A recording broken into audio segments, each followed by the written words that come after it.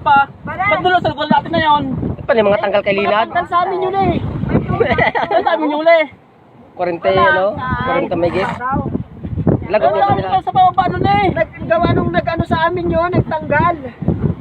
Ba't ano lang yan sa maburot-burot nito? Ang dami nilungkol na linad. Hindi ba wala tamang kawel? Lutangan. May tuna yan, may tuna ba? Puro ganyan lang yan, puro ganyan lang. Yatin yung nalaan ha. Dito na, lagay.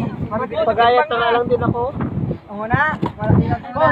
Yatin na yan. Ano yan, mga Tubig. Ganda, sangata. Buwan dito sa ilalim. Oo. Bet di ka pa nagpunta dun sa mga ano, sa likodan nung kabila. Doon mo pala alam na sa amin galing. Doon na kami gasolina. Ay kami. Di ba? Bawa silang 2 tray. Hindi man lang nasira yung styro nyo. Sa amin wasak na naman eh. Bagay, narurot baga naman takbo namin.